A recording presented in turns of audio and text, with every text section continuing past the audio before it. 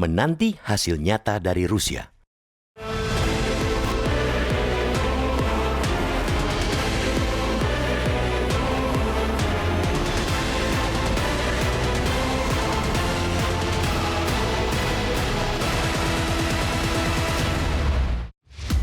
Presiden Prabowo Subianto kembali melakukan kunjungan kenegaraan ke daratan Eropa.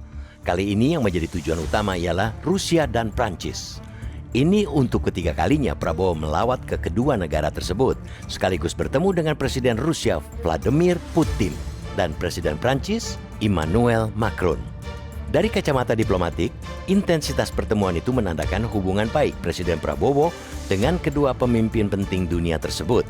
Kunjungan Presiden ke Eropa, terutama ke Rusia, disebut mengusung agenda pokok, melanjutkan kerjasama energi, termasuk memastikan stabilitas pasokan energi nasional, utamanya ketersediaan minyak untuk menambah cadangan dalam negeri. Agenda tersebut tentu saja sangat krusial jika mengingat situasi geopolitik global saat ini yang amat cepat berubah, khususnya terkait dengan dampak dari perang di Timur Tengah yang telah menyebabkan gangguan distribusi energi secara global. Apalagi, kini tidak hanya Indonesia yang membutuhkan pasokan minyak dan gas dari sumber alternatif selain Timur Tengah. Negara-negara lain pun melakukan hal yang sama. Karena itu, kita sangat berharap kunjungan diplomatik Prabowo tersebut dapat menghasilkan capaian yang nyata dan konkret. Komitmen-komitmen kesepakatan dan kerjasama strategis memang sudah diungkapkan oleh para kepala negara itu kepada media. Namun kita tidak boleh naif bahwa hasil nyata dari sebuah lawatan tidak bisa hanya sekadar komitmen atau Memorandum of Understanding (MOU), tapi mesti berbuah perjanjian mengikat. Tentu perlu langkah-langkah teknis lanjutan hingga komitmen itu berujung perjanjian ataupun kontrak kerja yang mengikat. Maka dari itu, kita patut mendorong pemerintah khususnya agar lebih melibatkan menteri-menteri teknis terkait dan jajaran mereka untuk memastikan kelanjutan itu, baik dari segi kebijakan maupun sektor bisnis dan perusahaan yang menjadi kepanjangan tangan pemerintah. Dari hasil lawatan ke Rusia, sudah ada pernyataan positif dari Menteri Energi Rusia Sergei Sivilev kepada media setempat dalam merespons permintaan Indonesia soal pasokan minyak.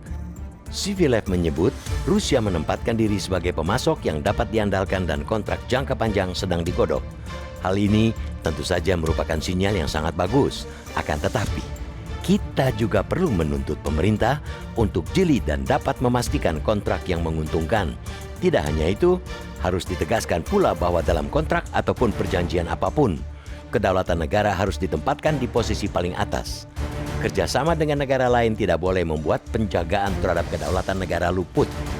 Perjanjian maupun kontrak yang demikian tentunya bukan hanya membutuhkan keterlibatan menteri teknis dan para pakar, melainkan juga para diplomat berpengalaman. Diplomasi dan negosiasi yang kuat akan menjadi salah satu faktor penentu keberhasilan sebuah perjanjian atau kontrak kerjasama. Dalam pertemuan dengan Putin, Presiden Prabowo menyatakan akan menangani sendiri sejumlah kerjasama. Kita tentu mengapresiasi komitmen dan keseriusan Presiden dalam upaya mempercepat tercapainya kesepakatan.